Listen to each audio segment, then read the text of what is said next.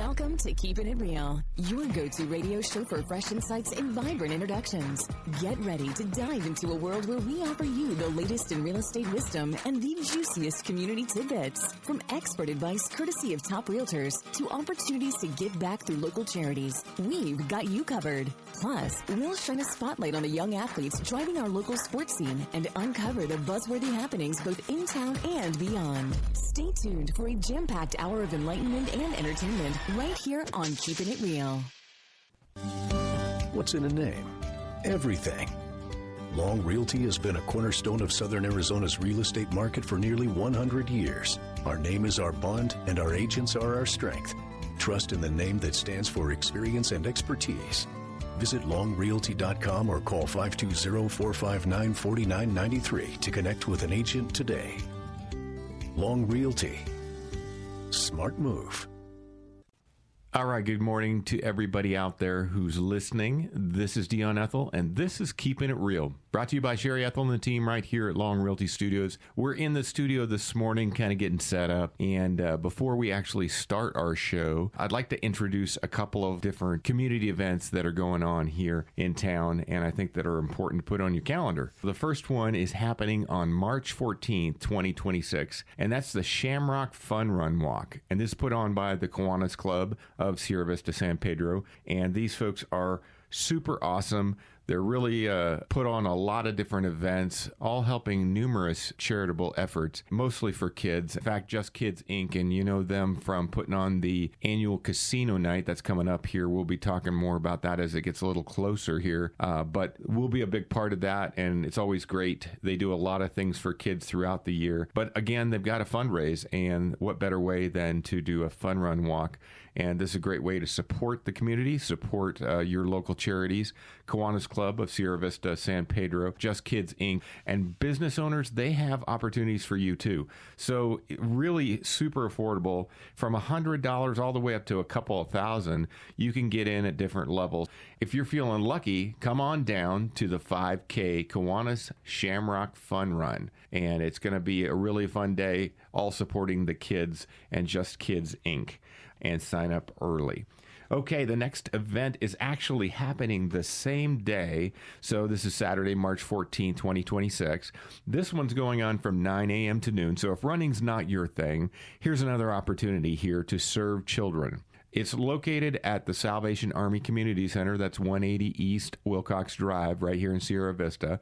It's the Make a Blanket Morning. And you've heard us talk about that many, many times. The Sierra Vista Club, Lions Club, in partnership with Project Linus and the Salvation Army, they host this community service project to make blankets for children facing trauma, illness, or difficult times. And so these blankets, they provide comfort and warmth, but they also provide that love to those who need it the most. All you have to do is go down there. All hands are welcome. It's family-friendly event. You make these no-sew tied fringe fleece blankets. They also do some crocheting, so for you crochet experts, you can come on down and crochet borders on pre-cut fleece, or you can color some quilt squares for these one-of-a-kind quilts that they make. So just a great day to come down. You can make one blanket or you can make several. So it's a great opportunity for you to get down there and help them out because they can't do it without us. Come on down to the Make a Blanket Morning Project Linus, supported by the Lions Club and the Salvation Army, right there at the Salvation Army Community Center, March 14th, 9 a.m. to noon. All right. Well, looks like my co-host has just arrived. Lisa Gustafson's going to come on into the studio from CoolFM,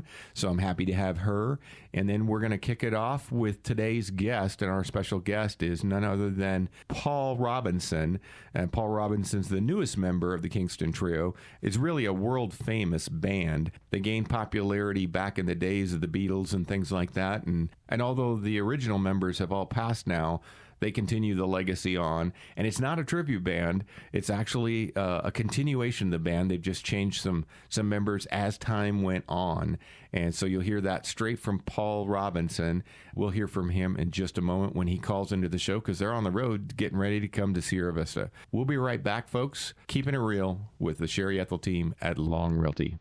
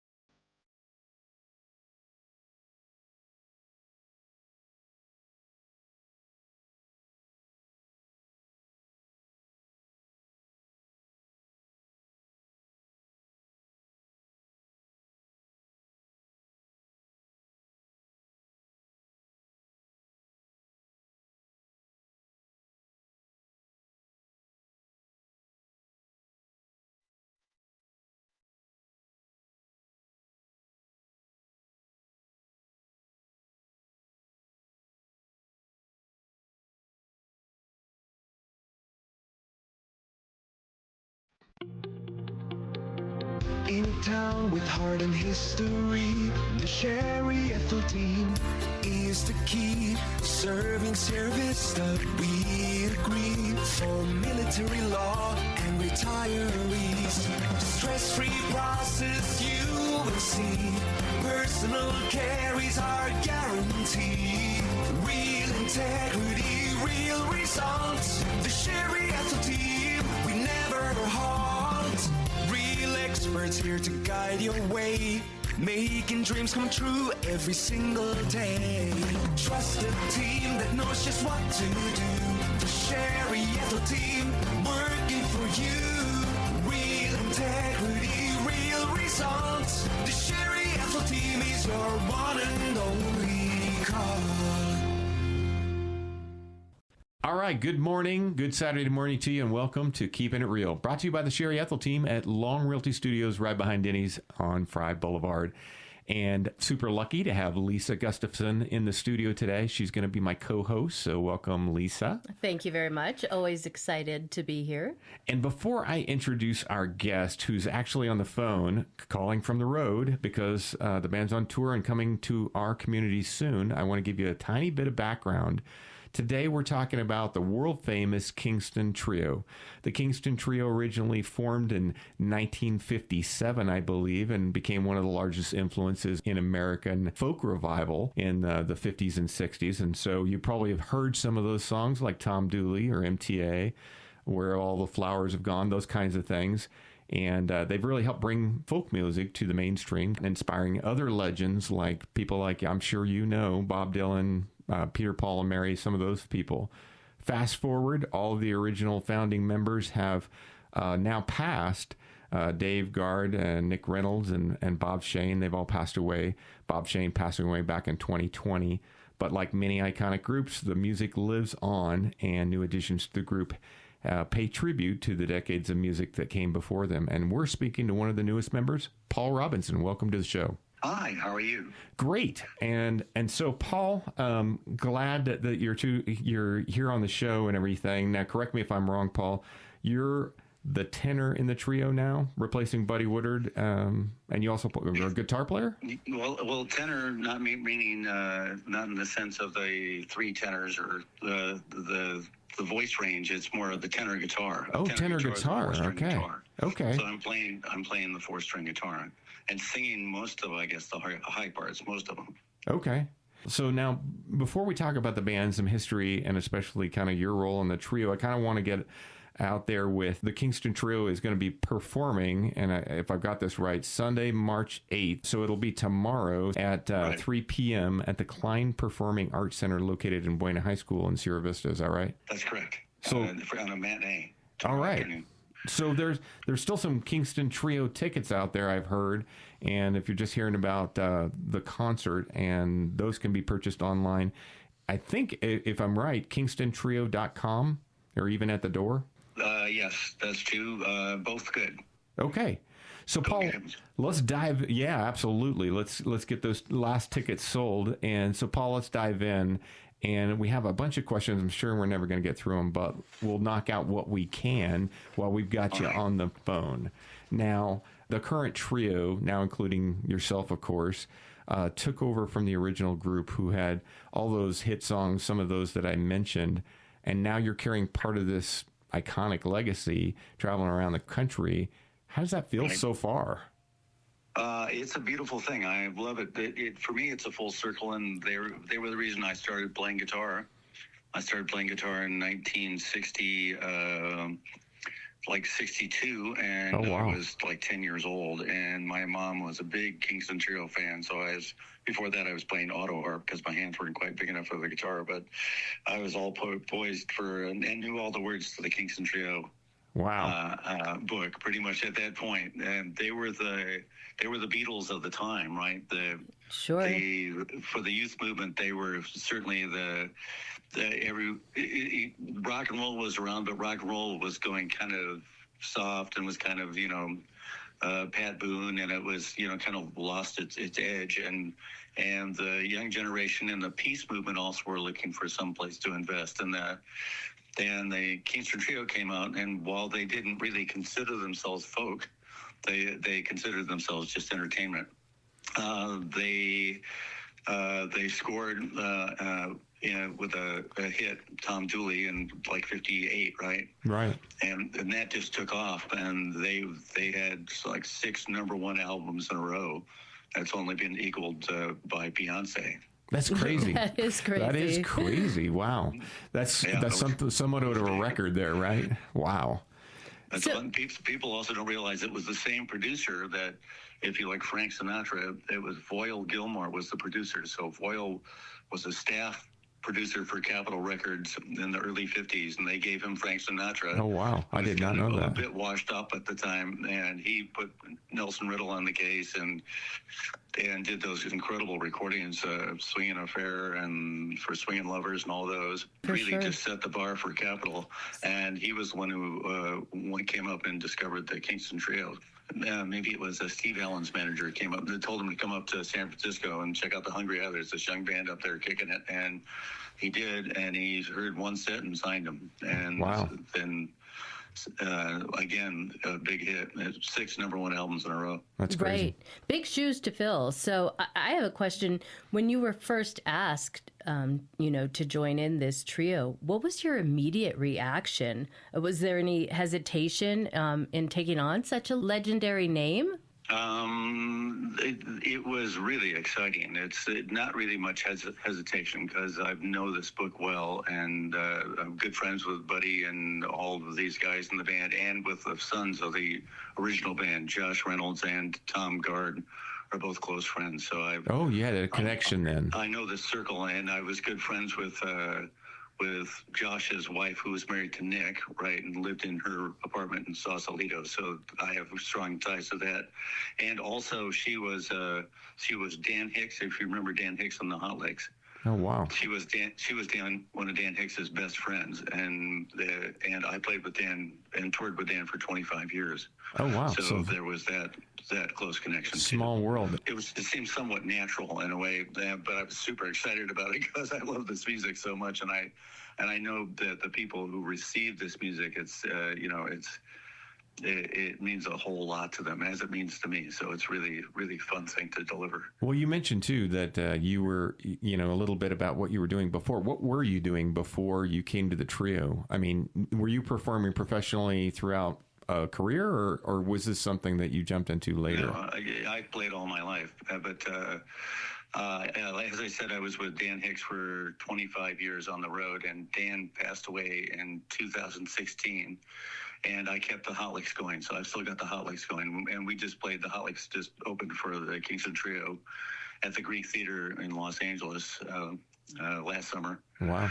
And so we've got that tie, and I'm good friends with all of those people in the band also, and they're Dan Hicks fans. Dan was an amazing musician who did acoustic music, acoustic swing, right? So pretty involved music, and really fun and funny to listen to. So they love that style, and that kind of made a bit of a natural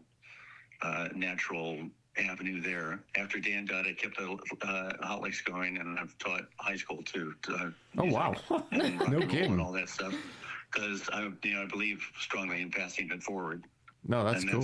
That's a joy too. But I could just quit doing that before I got the call from the Kingston Trio. So now I got to ask you, it sounds like the music industry as a whole, is pretty tight. Do you find that to be true? Is it just this genre that you're kind of part of that's got a tight click? Music is always, as a musician, you always have to hustle. There's just no way to go around it. You have to find what you love to do, and this is important in art in general, and in life. You got to find that thing you love to do and then lean into that. Otherwise your luck doesn't do so well. Sure. But if music is what you're supposed to do and that's what you feel, then you gotta lean into it and figure out a way to make it work. So, and whatever that looks like, that's what you do. If you're lucky enough to have a paying gig, then God bless you and all that, and not to say anything religious, but the powers that be bless you, and keep on swimming kind of a deal, right? It's the music industry is very strange. It shifted completely. The record companies are pretty much gone. Making money off of recordings is pretty much gone. You've got to go out and play live. Really? And sell swag, essentially. And but you can do it if you're tenacious enough. Wow. Sure. Well, definitely we'll have some more conversation about that, I think. But I wondered, with just the general Kingston Trio, so people who maybe don't know a lot about you, where does that name even come from? Well, I think it was started by Dave Gard, was Right. his concept, I believe, in the late 50s, like 57, right? And he, at that time, Calypso was pretty big, right? So he was Right. thinking of Kingston, Jamaica. Jamaica, I was just going to influence. say, isn't Caribbean. Kingston the capital of Jamaica? Is It there is. any relation there? That was the idea, and we do a little bit of Calypso flavored stuff. And Dave Gard had always intended it to be a world music band, right? That's where he always leaned. And when he finally, the trio was Dave Gard playing banjo, and somewhat the MD, the musical director, and Nick Reynolds, who played the tenor guitar and sang the high parts, and Bob Shane, who was played the six-string guitar, played a Martin D18, and who sang Scotch and Soda. So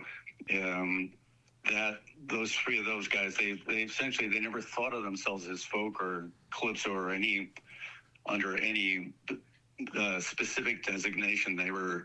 They considered themselves entertainers, and they were playing around the colleges.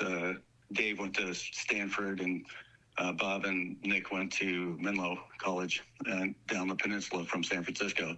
Oh, wow. And they were playing, the circuits around there and coffee houses. And Frank Werber, who became their manager back there, spotted them and said these thought that they had potential, and got them to rehearse very heavily for weeks at a time.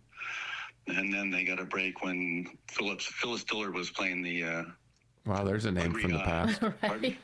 There's a name from the past. Wow. Yeah, right. So Phyllis Diller was a comedian back then, and she was playing a club in San Francisco's North Beach called the Hungry Eye, and she got sick and canceled, and they substituted the Kingston Trio in there for what was supposed to be a week, and that turned into a 6-month run. The word went out that there's this hot young band out there, and Capitol came up and checked them out and signed them, and then it just rolled from there. Now, who's in the band now? Maybe you could kind of walk us through that, and when did they come on board? So the main fella in the band now is Mike Marvin. Okay. He came in about 10 years ago. He's related via Nick Reynolds.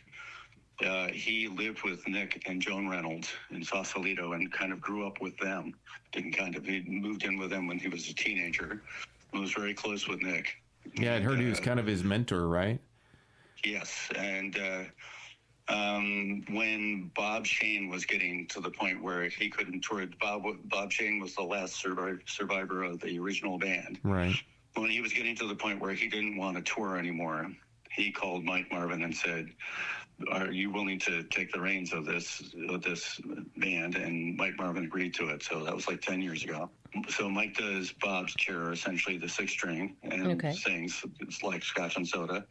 And then in Dave's chair is Tim Gorlington, and Tim is old high school buddies with Mike, and they played folk music all through. So you guys the really years, are and connected, he yeah. And too, and did some projects with Josh Reynolds. And he plays the banjo and then sings Dave Gard's parts. And then, like I said, I'm friends with that whole crew and friends with the Reynolds family, and so Yeah, you guys go way back. The Nick parts came to me. So I have a question that, for the fans of the Kingston Trio, they're probably, everyone that's listening and they're probably very excited, thinking of some of the classic music that they love.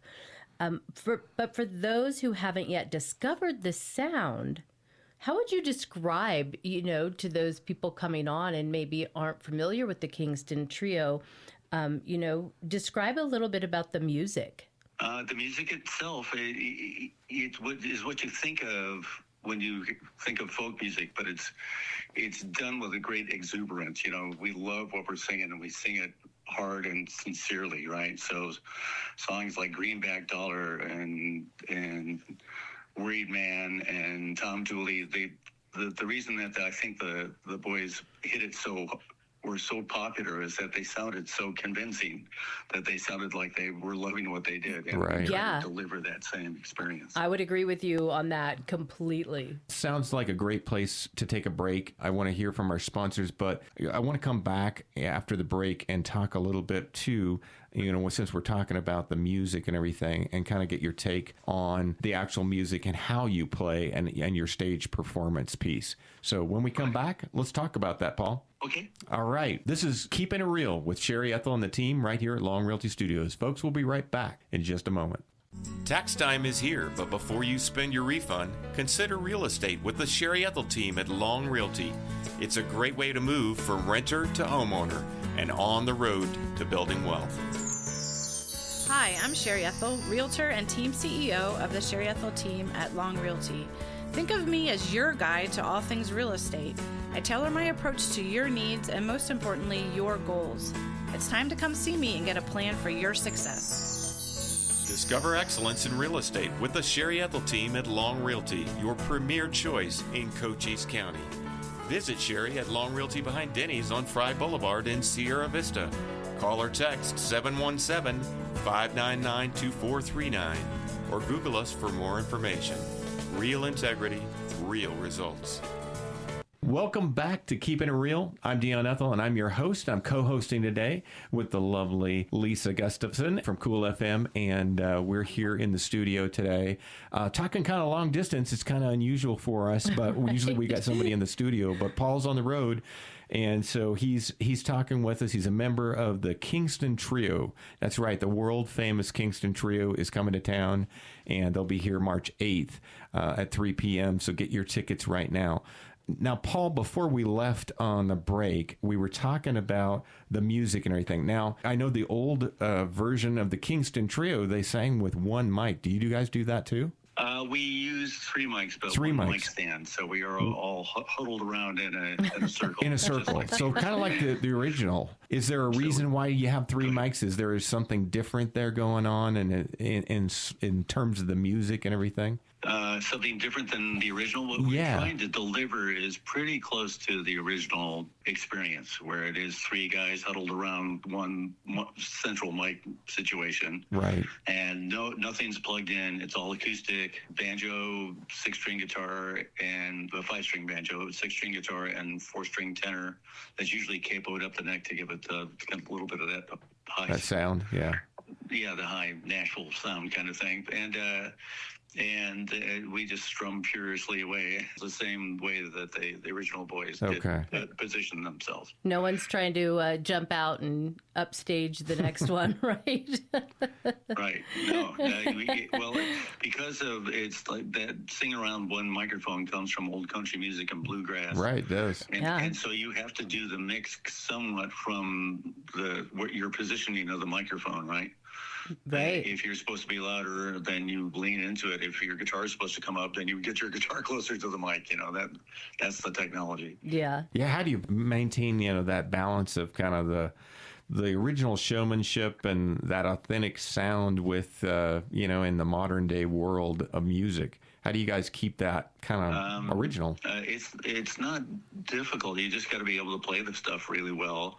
And you practice your blocking, so you know how far everybody's supposed to stand from the microphone. And you get used to working the microphone, right? That's a mic technique is a real part of this experience. But we're also using, for the tech heads in there, we're using condenser microphones, which is usually a bit of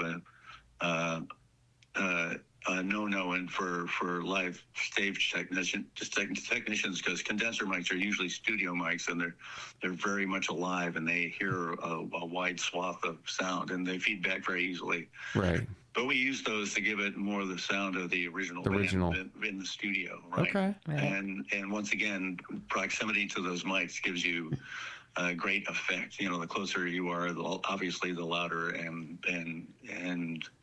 the more bass comes out of your voice. So you have to essentially massage the sound through your distance of the mic, the way that you work the mics. And all three of us have to be doing that constantly. Right, for sure you do.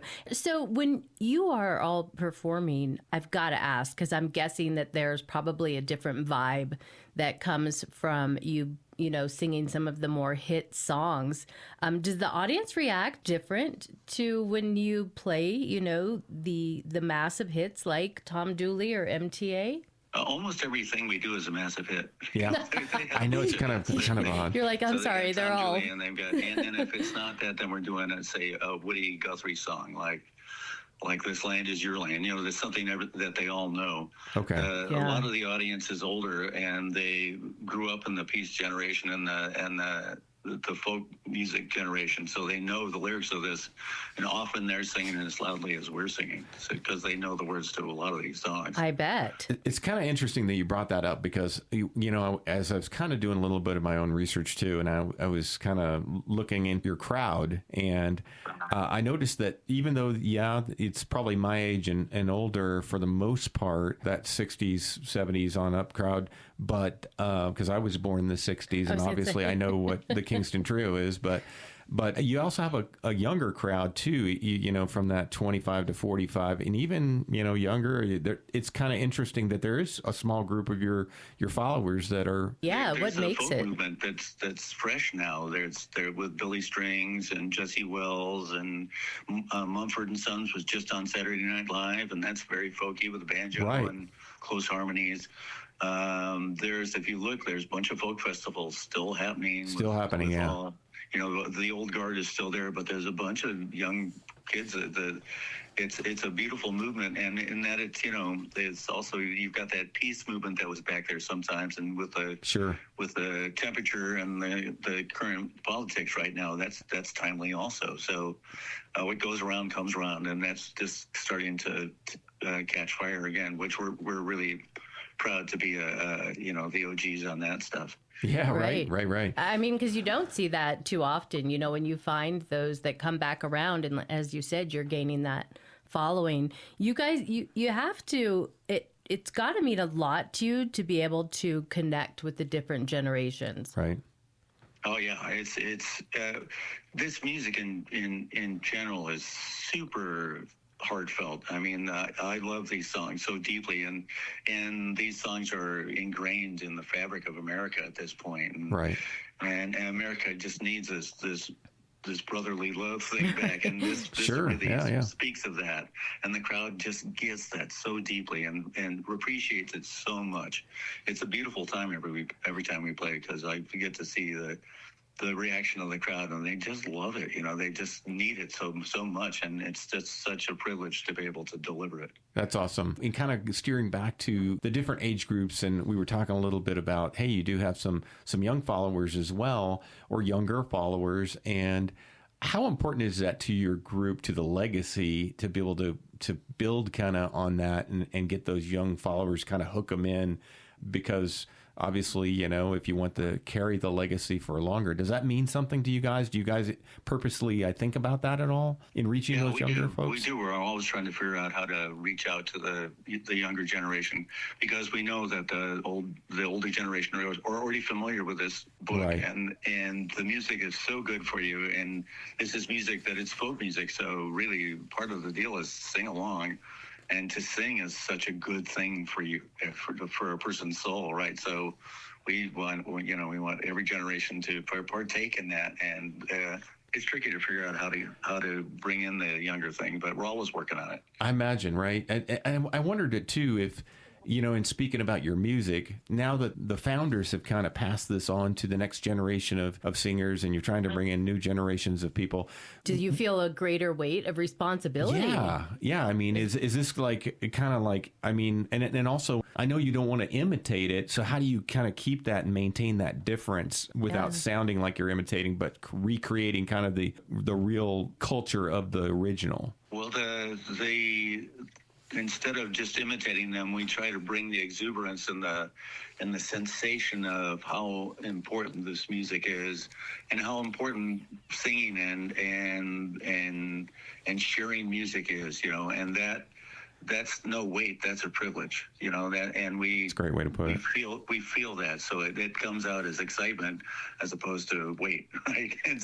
We're excited to deliver this to people because it's such a precious gift, and it's something we should all be sharing, and it's just such a wonderful, it's just a gas to share this thing, and to play. These songs are so good and so strong that it's like, it's completely exhilarating to pass these forward. Well, I can definitely tell you're excited about it. Privilege. For sure, yeah. I was just going to say the passion is truly coming through, in speaking with you about this.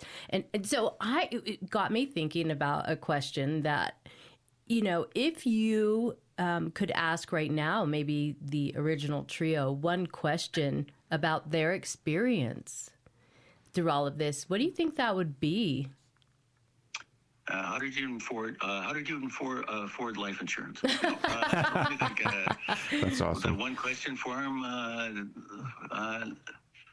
it would all be personal. Like, how much did you like it? Because I know they loved it. You can't do this stuff if you don't really love it, because it's a lot of work. I mean, there's a couple hours where you get up there and sing, and it seems like, it seems like a fairy tale come true, but the getting there is kind of what you're really paying us for, right? Because to get from Los Angeles or Sausalito to Timbuktu, and it takes a airplane ride and a car ride, and hauling all these heavy things with you, and then setting this whole thing up, and then getting dressed, and it's a big to do. And it's not for the week of Constitution. Right. It takes a lot of muscle to bring this thing off. Oh, I can't even imagine. Yeah, I can't even imagine. It must be crazy. If to ask them, you got any tips to make this, smoother or easier? But I've toured right, of course, time, so 100%. There's no easy answers there. No, for sure. Let's take a quick break, Paul, and we'll come right back to it. I got a couple of great questions coming up, and this is the Sherry Ethell Team at Long Realty's Keeping It Real. We'll be right back, folks, in just a moment with one of the members of the Kingston Trio. We'll be right back. Discover excellence in real estate with the Sherry Ethell Team at Long Realty, your premier choice in Cochise County. Sherry's amazing team brings honesty, expertise, and a deep understanding of the local market. Whether you're a first-time buyer or a seasoned homeowner, they're committed to your peace of mind and handle every detail for you. Their approach? Personalized service, above and beyond transactional real estate, building lifelong relationships, nationwide connections, local expertise. There's a reason this team is amongst the top realtors in Arizona and across the nation. You owe it to yourself to call or visit the Sherry Ethell Team, the top team at Long Realty, behind Denny's on Fry Boulevard in Sierra Vista. Call or text 717-599-2439 or Google us for more info. Real integrity, real results. Hey, welcome back to Keeping It Real. I'm Dion Ethell, and I'm co-hosted today by Lisa Gustafson, and we're talking with a member of the Kingston Trio. Yep, that's right, the famous Kingston Trio. And Paul, I wanted to come back to a question about the music. I'm sure most musicians that are just joining a band, of course, you've got this close personal connection to them, but they all have favorite songs and whatnot. Is there a favorite Kingston Trio classic that you're really connected to? Let's see. I love Greenback Dollar because it rings true. It's actually I think that's a Hoyt Axton song. And It Takes a Worried Man is great. I mean, these are songs that just resonated so strongly when I was little. And I get to sing MTA. I don't know if you know that song. Yep, I do know that song. I just listened to it, in fact, today. Yeah. How about the audience when you're about to perform, a favorite song or something from the catalog? Does it change depending upon the audience? Does the vibe that's coming out from them kind of build into that construct, or does it really matter? You just kind of know what lineup you're going to do, and you just play it regardless of who's out there. We have a set list, so we know what we're going to do, but we can tell as we talk our way through the set, we're able to see them get excited about the song we're about to do, because we'll start to hit about that song And as we sing it, the crowd takes off. You know, a lot of these songs, like I said, mean a lot to them. So it's really just so much fun to see them respond so sweetly. For sure. Do you have, when you all get together, is there any type of, pre-show routine that you do? Any kind of weird rituals before heading out on stage? Well, there's the thing where we sacrifice the chickens, of course. Right. Aside from the sacrificing of the chickens. Kidding. Of course. Vocal warm-ups, everybody does vocal warm-ups, of course, because you have to, your voice is your instrument, and just like you have to warm up on the guitar, you have to warm up your voice so you don't rip it up, because we sing all the time, right? So for the person who's not really a big singer, obviously, other than the shower, maybe, does that mean? I mean, what does that consist of? What's that look like when you're warming up? I totally get it if you were playing an instrument, kind of getting into it and everything. But what's that look like? You're singing simple scales, and you start in lower registers, and you work your way up. Work your way up. Okay. And work your chest voice, work your head voice, and if you look online, there's lots of great online exercises. Great idea to do like a 20-minute warm-up before you sing. Really, that long? I was going to say, you could tell that Dion and I are not the singers at all, because we're like, wow, fascinated by that. Yeah, it's kind of interesting. Well, people, is like I was talking to a local vendor here who has a lot, they do host the Country Music Festival and a lot of other things, and get a lot of big names coming into town. And I was asking about questions that you don't get to hear about from a band. You don't know what it's like behind the scenes. For you guys, how often are you touring year round? We tour all year. Really, all year long. Oh my! So you guys, and what's it like? Is there a favorite spot that you have? Is there anyone in particular place that you go to that you just know going to be packed and one. People are right? Well, obviously, metropolitan centers are great, and it's great to see, places with Florida where there's lots of people in the older age brackets. Sure. We know that's going to be popular and that's going to go well. And we love Chicago and, of course, New York City and, the big all the big destinations. So one particular place. We're out probably about 10 days a month, so it's not like we're solidly out all the time.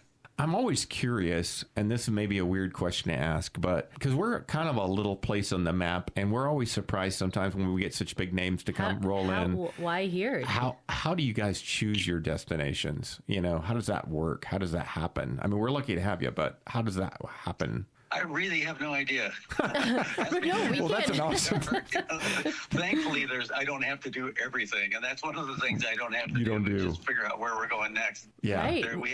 We have agents that do that. Yeah, that's pretty impressive because we're not New York or Florida here, but yet you're coming to perform, so we must be pretty cool here. And I've been to a bunch of shows too, where you go to a big city or you come to a really small town, and you're just surprised. Man, I can't believe they came here. But that's awesome, and it's such a sweet performance. And it doesn't matter the size of the community.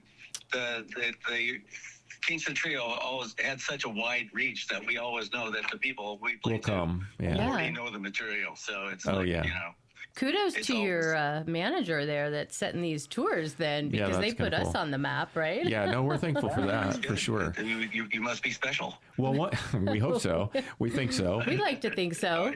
Well, we always love, too, the fact that some of these different venues like ours, they provide such a, I don't know, kind of a different performance, than if you're in this gigantic amphitheater or something. It's just a different feel. It's not necessarily good or bad compared to the other, but it's a more intimate feel, and sometimes you get really close to the artists, and that's kind of neat too. Do you spend any time after you do your show? Do you come out to talk to the audience members? Absolutely. Every show we come out and meet and greet the crowd, because no kidding. There's, like I said, this music it meant so much to this generation, and it means a lot to them to say, for us to thank them and for them to thank us back, and for us to meet them personally and thank them for coming out. So we're always proud and happy to do that. That's very impressive, because I know the people that come to listen and love, like you said, that music, that probably means so much to them, and that's probably what keeps a lot of the people following you as well. They remember those moments.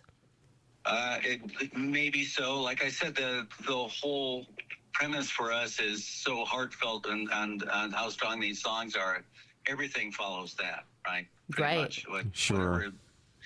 Whatever it means to the people and these songs, and we're doing that. We're supporting and promoting that. That's cool. That's kind of sweet.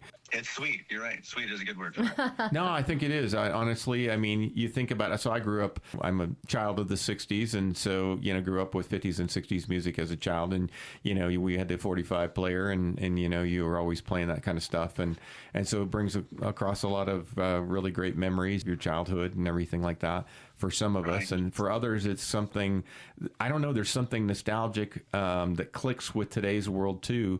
I know my kids like a lot of stuff that is not of their generation.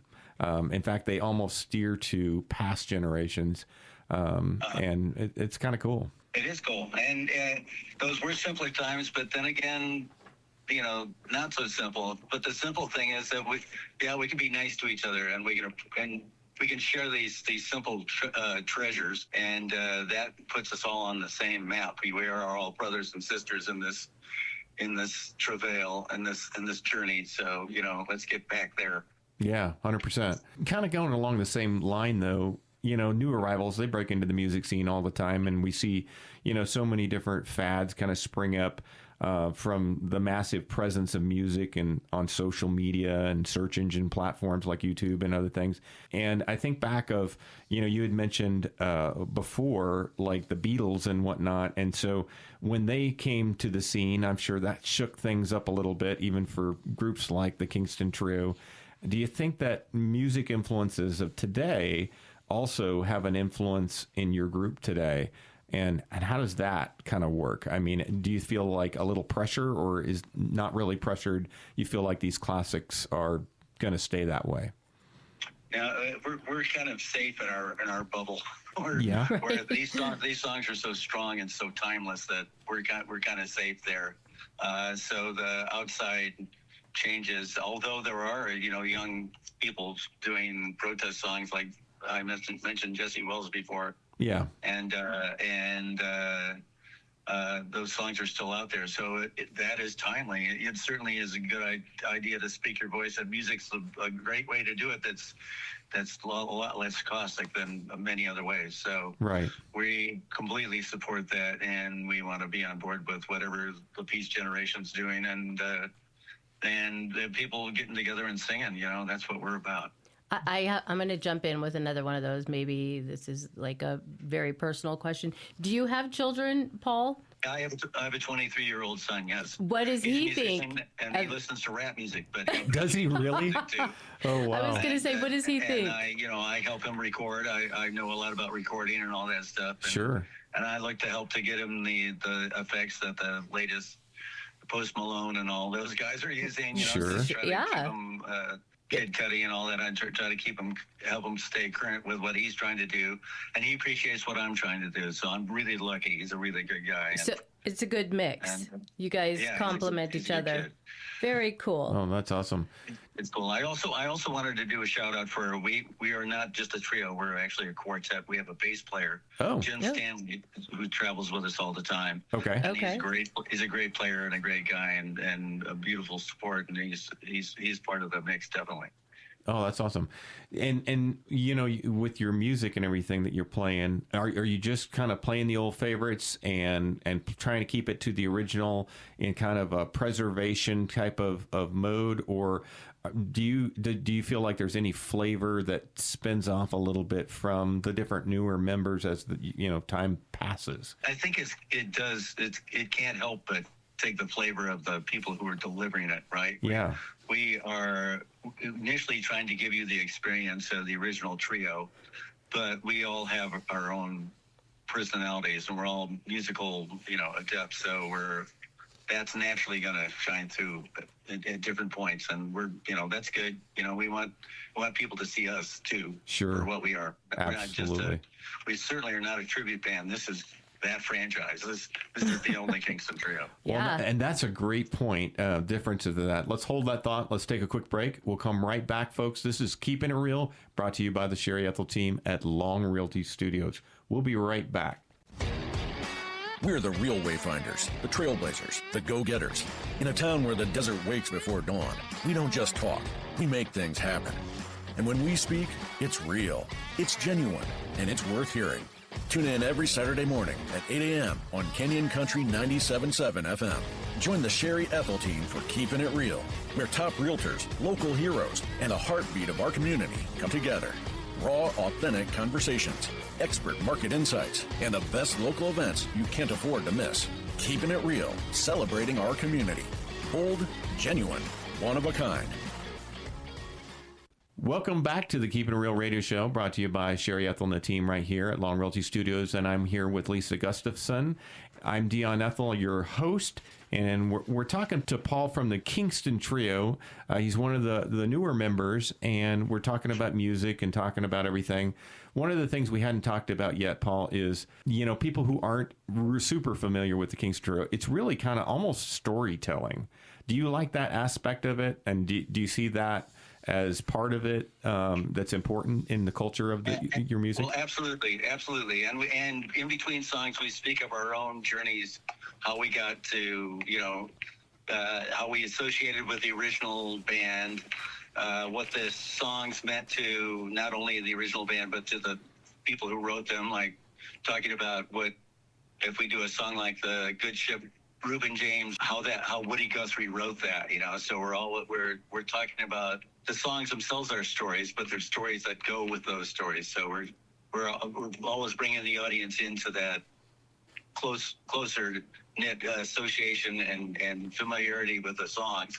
And then the songs themselves are beautiful. This is folk music, and this, Sure. Every folk song is a story unto itself, and that's one of the real kicks about it. That's why it's so cool. Oh, yeah, absolutely right. Yeah. So I have another question for you, Paul. So in regards to maybe everybody has heard these songs when they hear them, right? Like now that we're in here and talking about them, if somebody did not know that it was the Kingston Trio, sing for me maybe one or two lines that everybody is like, I know that song.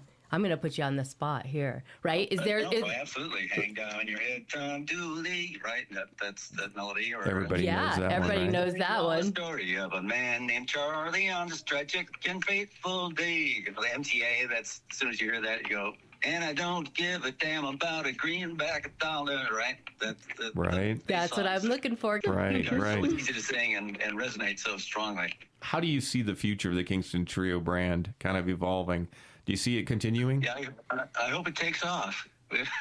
Yeah. I hope it just gets better and better and better, because I just love playing, and I love delivering this material. Is so sweet and precious, and it's such an important part of America's heritage that I'm just privileged and proud and happy to just keep swinging it as long as my legs will take me. So that's awesome. I'm there, and whatever that takes, I'll be doing it. Well, we know you got to go, and we know you got to run. It's a lot to prepare for here.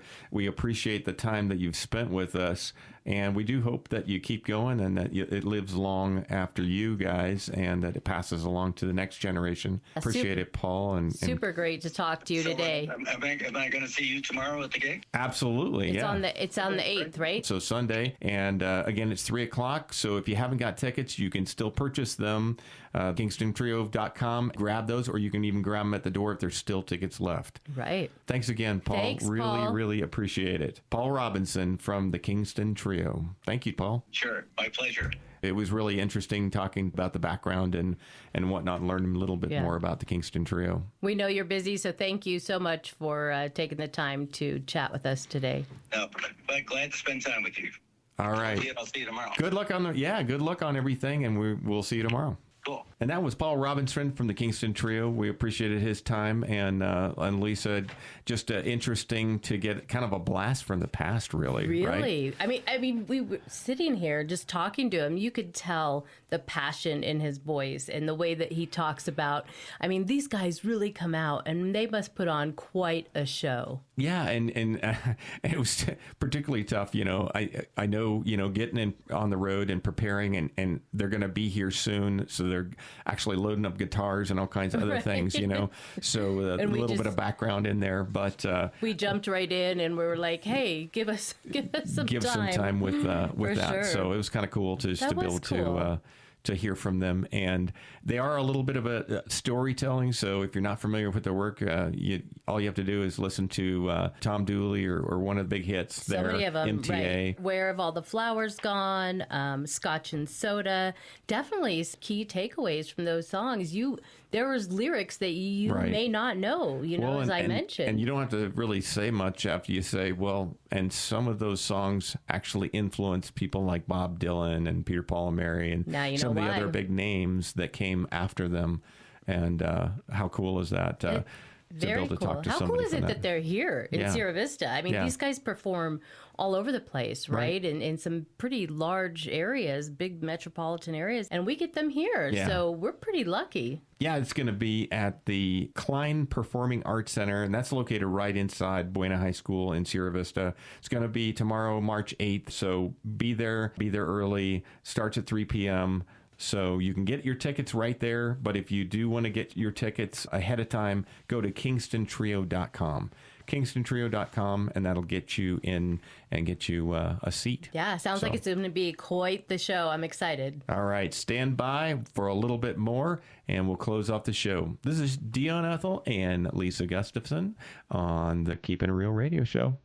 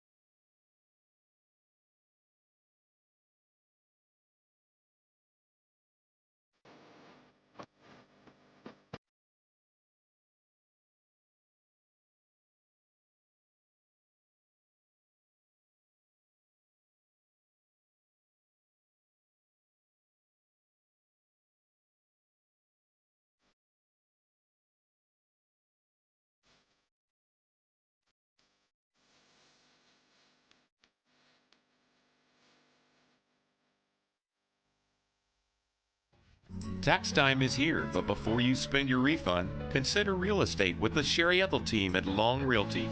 It's a great way to move from renter to homeowner and on the road to building wealth. Hi, I'm Sherry Ethell, Realtor and Team CEO of the Sherry Ethell Team at Long Realty. Think of me as your guide to all things real estate.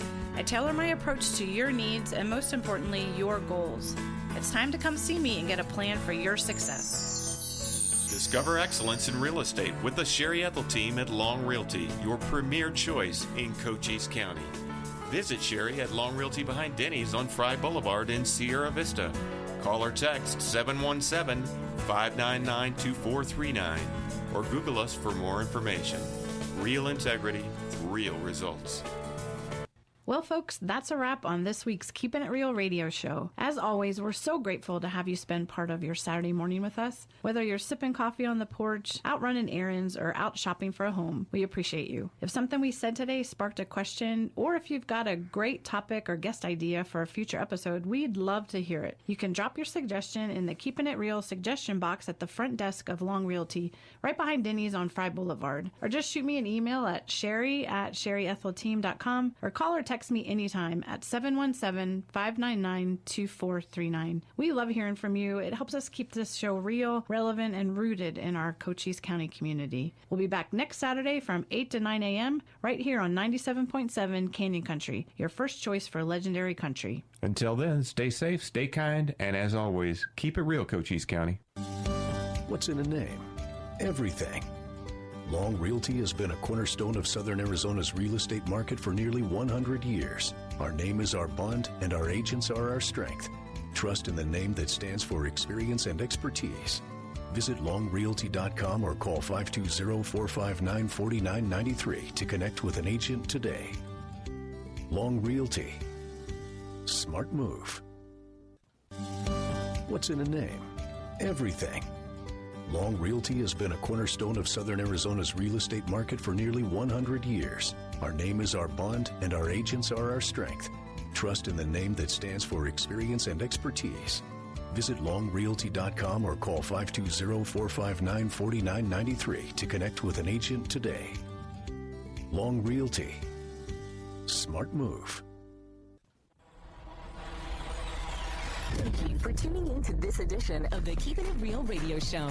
Join us next Saturday from 8 to 9 a.m. for more engaging interviews with top realtors and industry leaders, keeping you informed about the latest trends in real estate. Stay connected with us as we bring you updates on the dynamic events shaping our vibrant community. From exciting local happenings to noteworthy charities and causes, we've got you covered. See you next week for another edition of Keepin' It Real.